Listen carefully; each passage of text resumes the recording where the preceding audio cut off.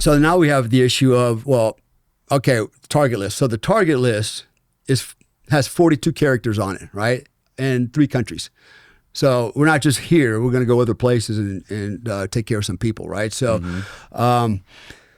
so the first guy on the list, and I'll say this because this was on a BBC documentary not too long ago.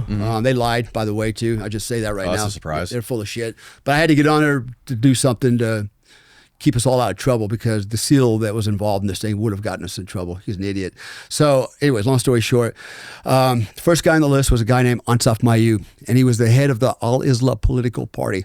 So the Al-Islah political party is an extension of the Muslim Brotherhood. Okay, they're bad guys. The Muslim Brotherhood was building barracks for Al-Qaeda in Yemen. And so they have what's called ACAP, Al-Qaeda Arabic Peninsula, AQAP. There's a lot of them. They were on every street corner. Like, I was this far away from them sometimes. They'd be like looking in the window trying to see in, and I'm looking at them with my weapon, like getting ready to let the air out of them, right? That's how close they were. And that's how many there were. And the Muslim Brotherhood was building them barracks to house them.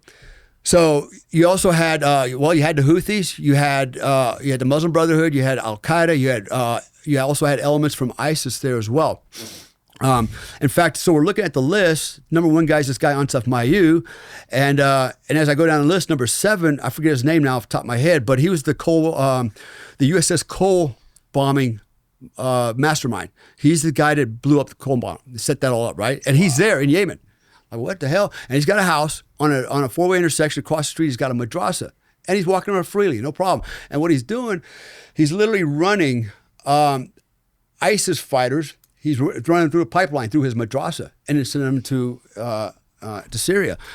So we're like, oh, no, this got to be the number 1 guy. We got to take this guy out first, right? And then we brought it up to the MOD. He goes, no, this is my list, it's my country, and this is the target number 1, and he's number 7. I'm paying the bills. I'm like, shit, okay. So we beat the first 6, right? So, so the first guy we go after, finally, we had all kinds of options on the table to take him out, right? So, what's the best option? Well, what's your preferred option? Just walk up and shoot him, right? That would have been the preferred option, but that wasn't easy because this guy was very, he was really good at tradecraft. He had been trained, right? So he was really good at not sleeping in the same place twice. He was good at watching his back. He traveled security detail. He was taking security measures all the time. And, are you guys really worried about covering your tracks and not being detected by anyone else? Yeah, or not? Yeah, you guys don't want this. This should not be like a public thing, right? This should be like super covert and absolutely, secret. because we're the only white faces in the country. Yeah, and so they would have for sure dialed in on us, man. Let me explain what it looked like there at the time. So you got all these different groups. So if we left the gate wire, we would actually get inside of an MRAP and cover up, right? We would all hodge up and stuff, right? Try to blend in. And the Al-Qaeda, nobody messed with the Emiratis. There was like this unspoken truth.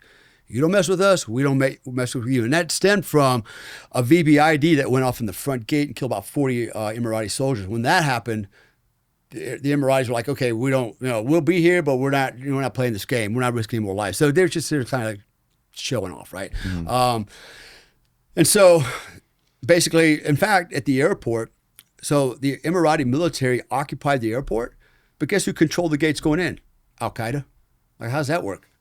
Right? And so they control the gates going in and out, and that's how we would travel in there, is we'd be in the back of the MRAP, all hodged up, and like, hey, come on in. It was that kind of a situation. It was kind of weird, right? Wow. But the thing was, you could drive down any road at any time, and about every kilometer, there would be another checkpoint. Now, it's either going to be the Yemenis resistance, it's going to be the Houthis, it's going to be Al-Qaeda, or maybe an ISIS faction is there, but there's always going to be somebody else is owning different checkpoints along the way. Yeah. And usually they didn't harass the Emirati military, so we'd get away with driving around the back of their trucks.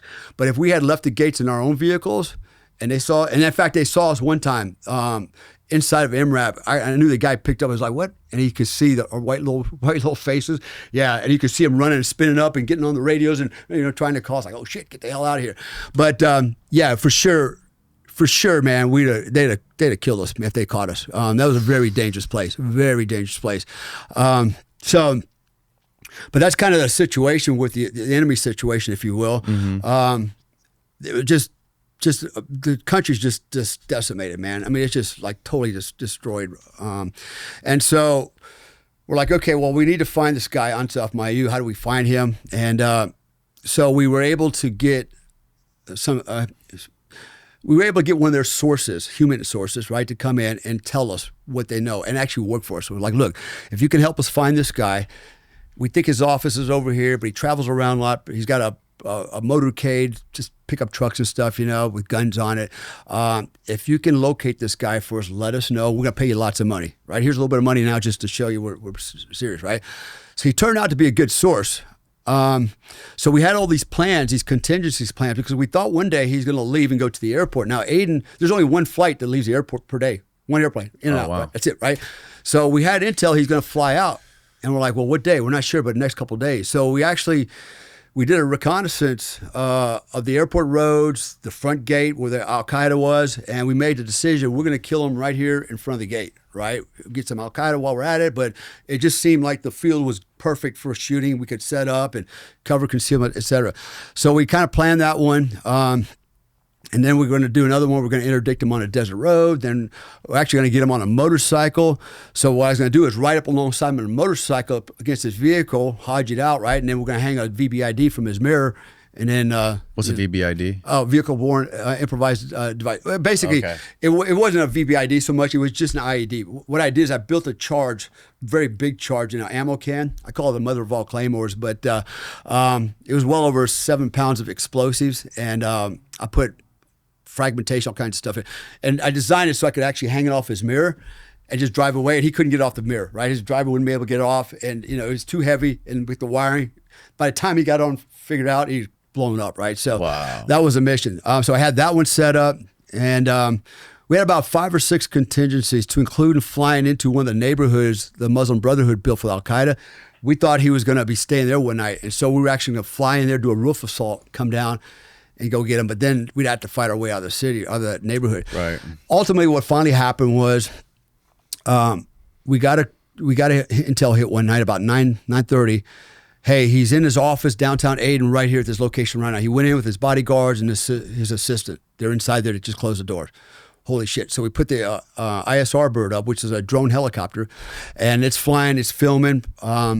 The source, the human source, he's watching. He's got eyes on from across the street, and he's giving us updates. Go, yeah, they're still in there. Drones confirm it. They haven't left. Mm-hmm. So what happened was we had made the decision that we would go in with one vehicle. Is a Toyota Land Cruiser, level 7 armor, brand new. They had a bunch of them sitting out in the field. They're like, hey, take whatever you want, use whatever. That's what the Emiratis are telling us. Just whatever you want, use it, right? Because they're going to give it to the Yemenis, anyways, if they win. So we had an up-armored Land Cruiser, and what we're going to do, 4 of us, me, Abraham, and 2 SEALs. One SEAL in the back with the Mag 58 machine gun, and then the other SEAL is sitting next to me on the starboard side of the car. Abraham riding shotgun, and then we had a driver who was an Emirati major. Now there was supposed to be no Emiratis involved in this, right? Because the Emiratis don't want any attribution to them, right? That's a little problematic for us because then it looks like just a bunch of gringos coming in here shooting the place up, right? So we figured it out. So we told this guy, I said, listen, you're not allowed to have a gun because then that looks like you're fighting, right? So I said, you can drive if you want to come along and watch the show, but you can't have a gun. You go with that? Yeah, we're good. I'm good with that. He's the first guy to get shot. The only guy to get shot no. without the gun, right? So, but he lived. So anyways, we drive in. Long story short, we drive in very slow, very dark. There's video of it on the internet from the ISR bird. And we deploy. As soon as we deploy, gunfire starts. And first guy shot, like I said, was our driver. And I ended up running across the street to the office. I tried to go in, tried to open the doors. I was going to frag it with some hand grenades and then just go and start shooting and then place the, I had, basically it was an IED is what it was. And I was just going to place it in an office with our dear friend and then just vaporize the place. But they had locked it from the inside so I couldn't get in, right? So at this point, things are picking up on the street. Getting really loud and noisy. And all I can imagine was the bodyguards were standing behind the door going, what the hell is going on out there, right? Mm-hmm. But they didn't want to open the door. Right. And unfortunately for them, they're standing behind the door that I'm about to blow up. And I couldn't open it, so I put the charge in the door with the blast directional facing straight into the office. And my goal was to basically take him out with this particular, I call it the mother of all claymores, right?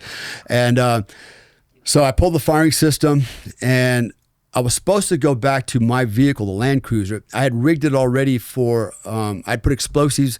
Basically, I put an incendiary device in the back of it. What I wanted to do is blow the car up, because we're not taking it out, we're going to leave it, right? Oh, so okay.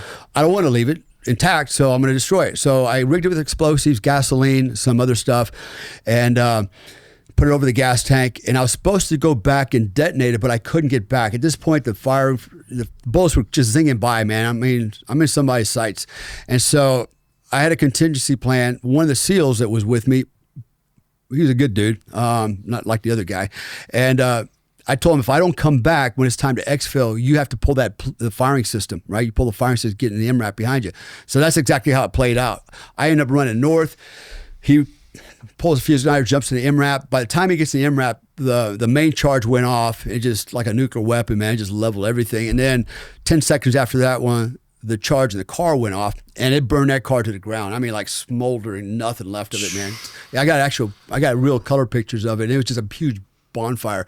But it actually worked out pretty good, because in the reports, so now they're, the newsies are coming in and go, what happened? And believe it or not, they actually thought we were Taliban, because one of the guys, Abraham, looked like, he had a big beard and his thing going on his head. He just looked like a Taliban fighter.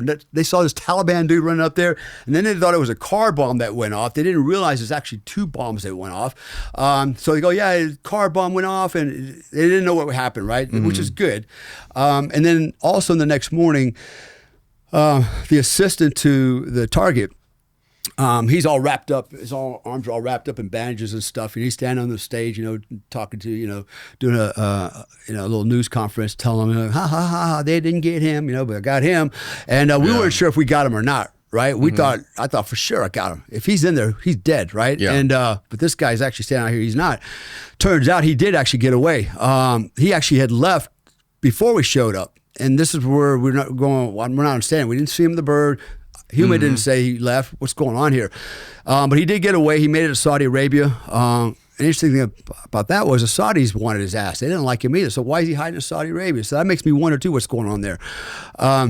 So all that went down, right? So we get off the X and we report back to the MOD up in Abu Dhabi. So it was me, Abraham, one of the SEALs, I think the 3 of us, maybe 4. And we're going to go to the officers club, meet with him and all his cronies. And